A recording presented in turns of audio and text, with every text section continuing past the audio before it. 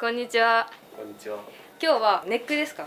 ネックやってます。はい、今からネックを作るんですけど、それを追いかけさせてもらおうと思います。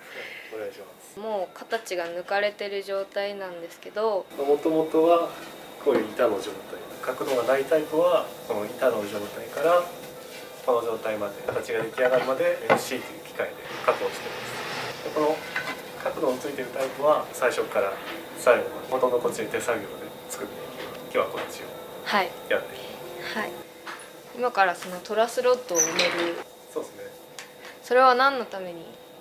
クラシックギターとかは入ってない、バイオリンも入ってないけど、ネックの反りをネジを回すことによって調整できる、そういうものをエレキギター、ベルスには入ってるんです。それをやっていきます。トラスロット自体の保護と、滑りを良くするっていうそういう目的でローを塗るようにしてま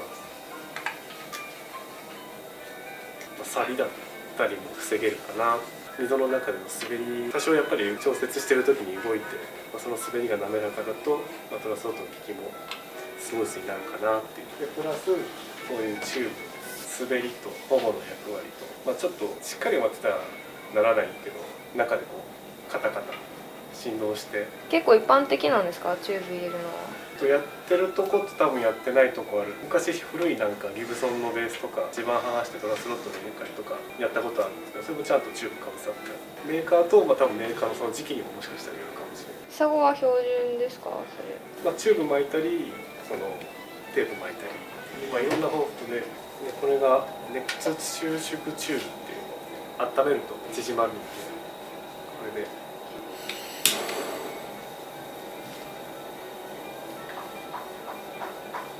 温めてあげるとトラスロットにちゃんときれいにフィットしてくれるんで、中に塗ってるローもちょっと溶けて馴染み広がってくれる。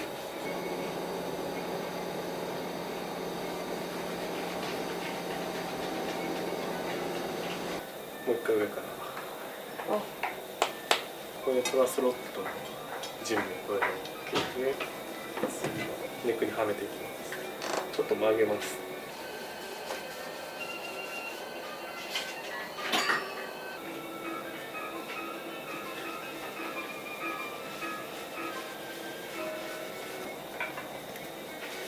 曲げずに入れると逆走してしまうんです。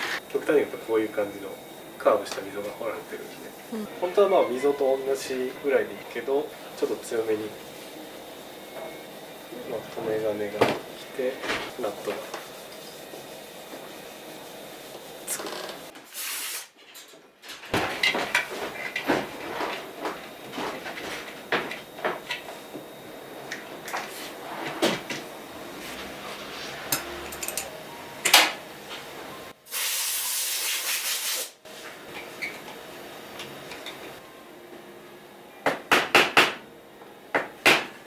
横向いてるんで直してあげる。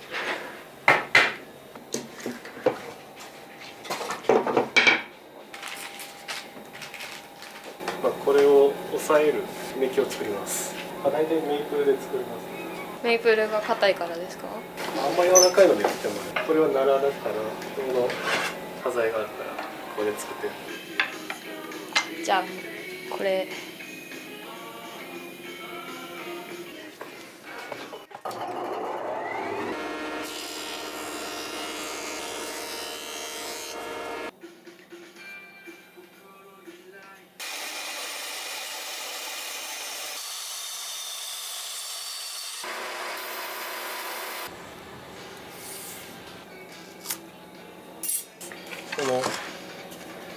このカーブが、はい、この中がそんな状態なんですね。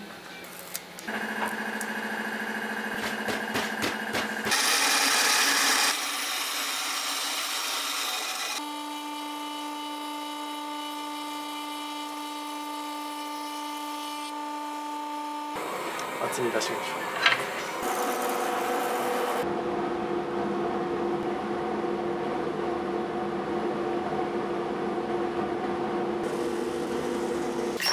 このカーブと厚みが出たんで、スロット側をちょっとやり取りしてローになります。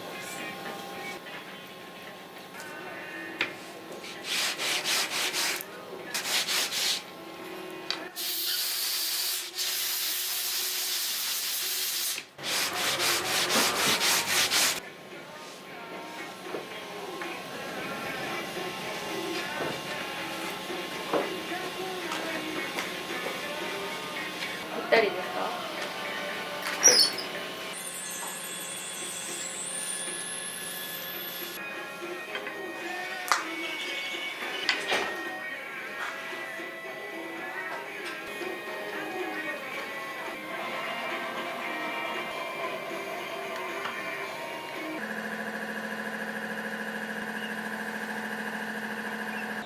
当て木をしてからクランプで締めていく。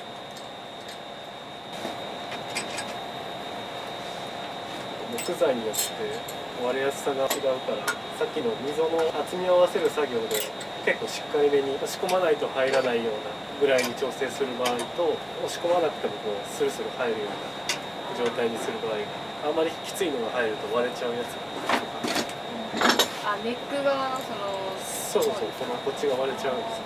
だから材料によってちょっと変えてます。埋め木をしてトラスロットが埋まってる状態ですね。そこから接着面を整えて、でフィンガーボードをはい。ネックに貼っていく作業。指板貼る前に、そのまま貼るんじゃなくて、ちょっと木の癖となんかトラスロットを埋めた時の癖みたいなのを一回まっすぐにこう削ってリセットしてあげる。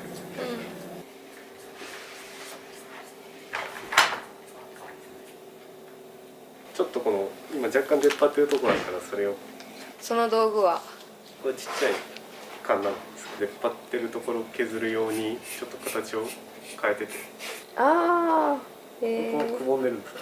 この出っ張ってるところだけ削りたい。これを落とすだけに存在してる。それ用なんですね。ちょっと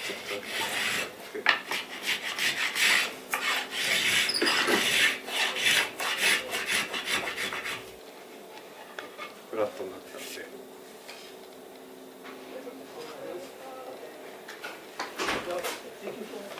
用途調整して。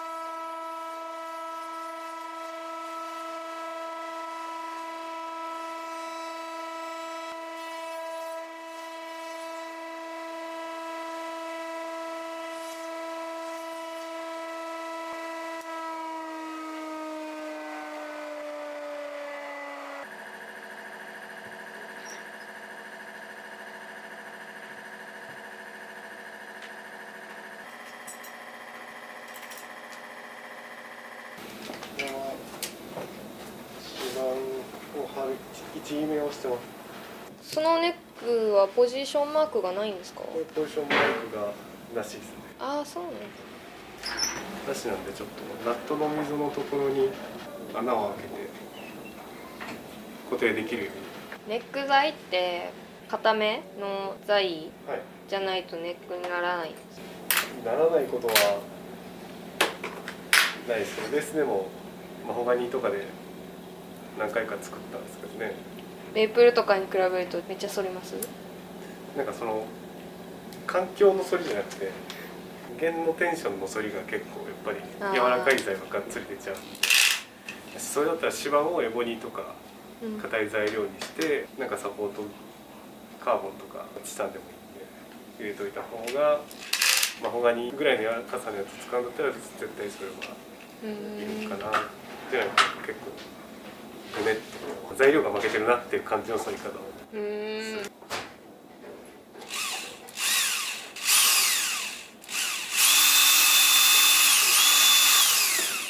接着してからネジ止めるやつですね。そうですね。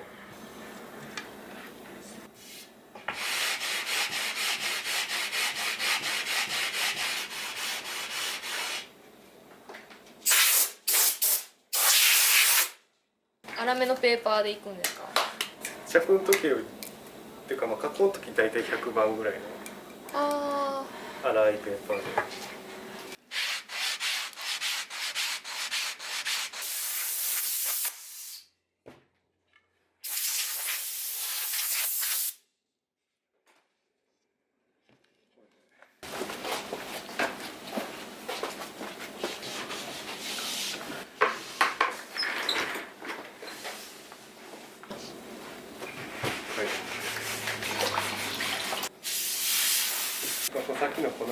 りつつちょっとこう湿らしてあげるとボンドの伸びもなんか馴染む感じです。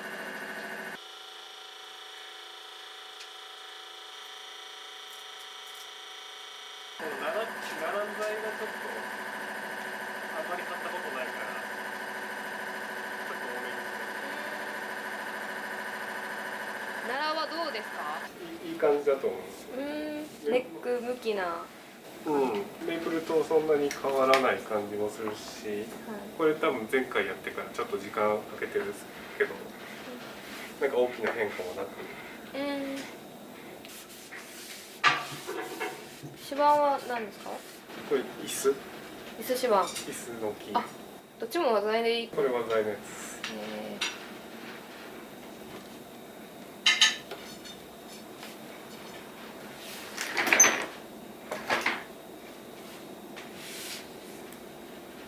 ちなみにボディは何なんですか？これは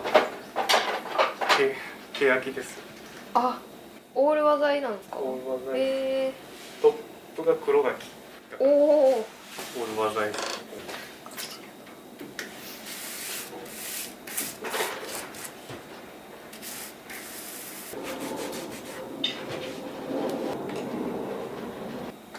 ジじゃない方があんまり手順もね、多分他のやってるとこと違うったりするし、あとクランプして終了。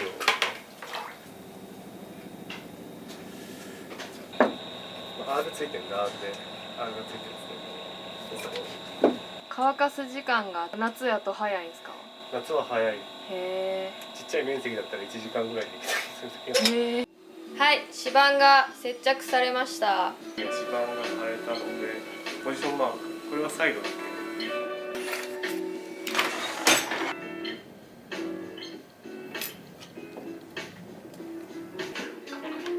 真ん中に。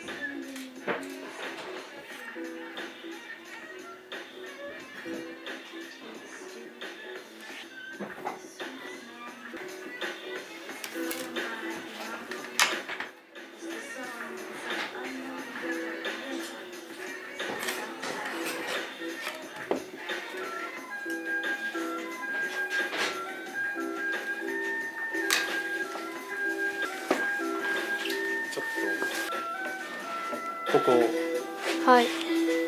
落とします。はい。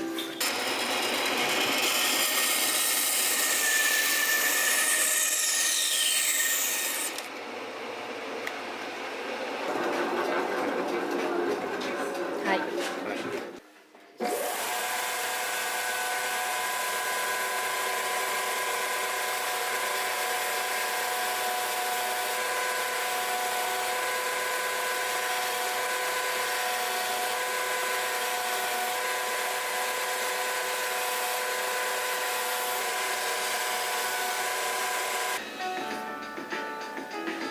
荒削りしてます。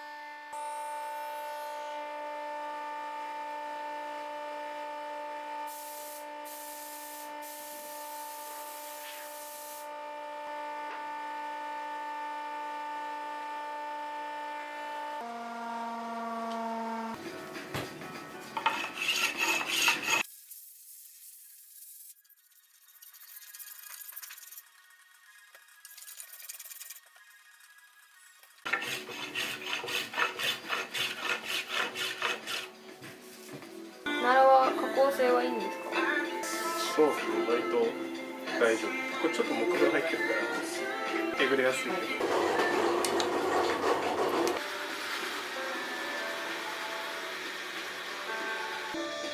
削った瞬間にそんな折り始めるんですか？そう、やっぱ厚みをなくしていくと中にトランスロットが入ってるんで、その厚みが減っていくとその効きが変わってくるんですよ。まあ、あとそのトランスロットのその効き方と別にその削ったところが乾燥するじゃないですか。そしたら縮むんで、それでストレートだったり。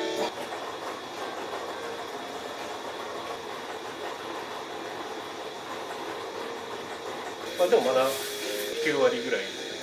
今形はだいたい完成に近いけど、プラス1ミリぐらいずつぐらい最後仕上げてその目標の厚さにする。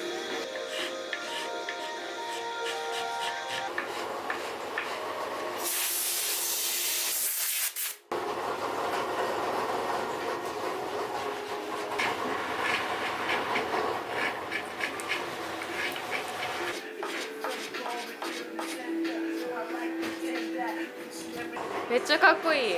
バックが手焼きで、はい。ここが黒が。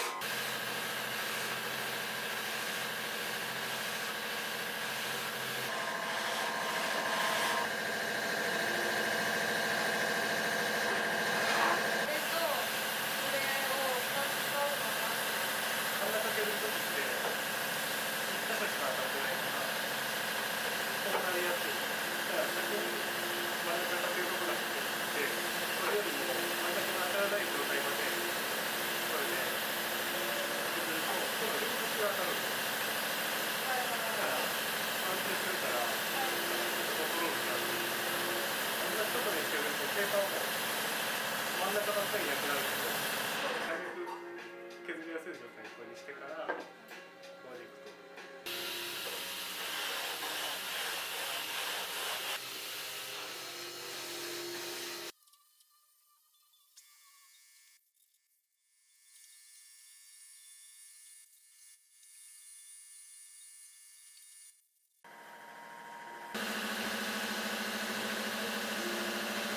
板でするのは300ミリまでで、今600で800まで仕上げて、手軽に折りを持って終わり。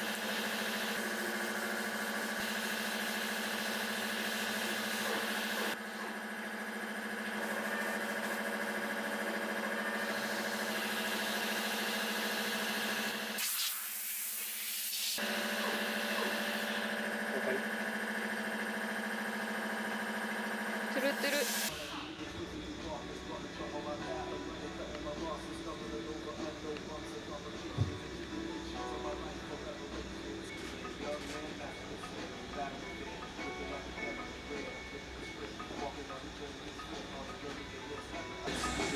げえ発色いいね。椅子黄色いんですね。色いんだね。こんなちょっとこうたっぷりめに塗っといて、ではい。ちょっとだけ吸わせて水系なやつを後で取って。はい。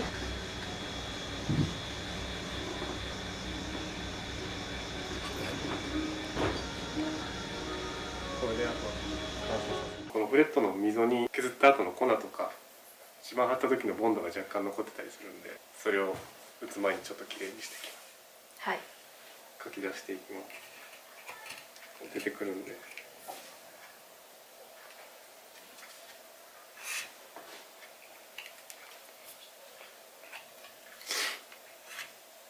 フレットを一番の R に巻いてあるんですけど、これは合ってないんで、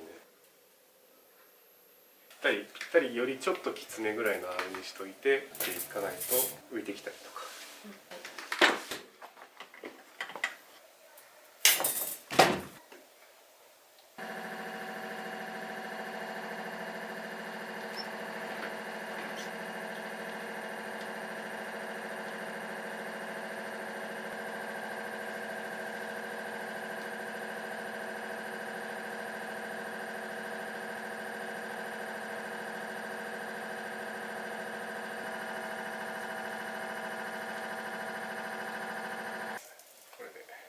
ジャストより気持ちあ、本当だ。はい。きつめに。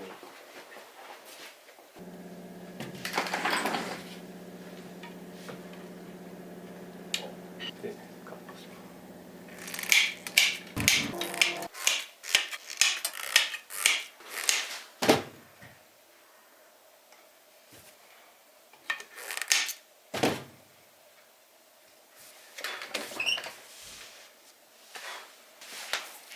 で一番の R の種類に合わせたこの金具があるんで、これに交換して打ってみますか。はい。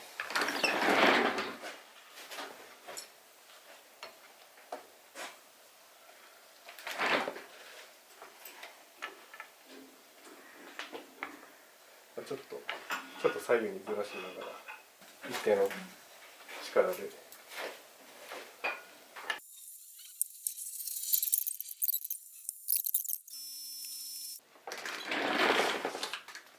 でこうフレットに光を当ててみて、こう歪みがないか、あ光が綺麗にこうピーッと入ってたらちゃんと出てて、浮いてたりへこんでたりしたらそこだけこう光がずれるというか、そこだけ光ってなかったりとかするのを確認します。あ、参考になりますね。ぜひお家で。あと打ち終わったら先端接着剤を1滴ぐらい。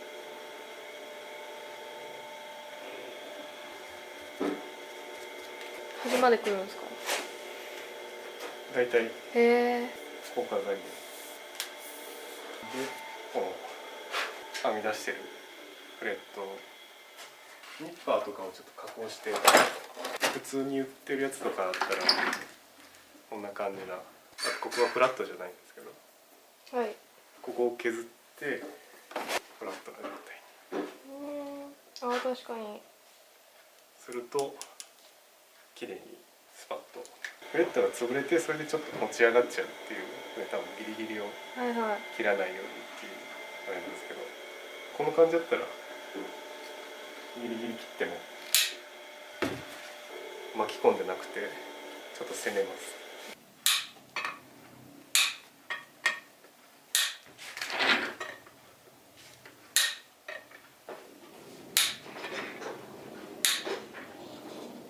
はい、最後ヤスリでこれを落としていきます。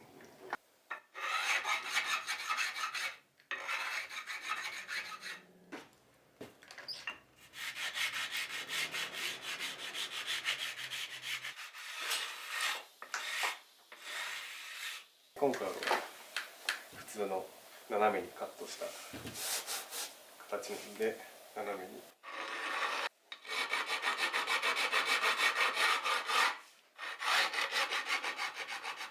こんな感じですかね。ジャストよりちょっと指板の角が削れるぐらいので、全体的にこう斜めに落ちたところが 0.5 ミリぐらいうん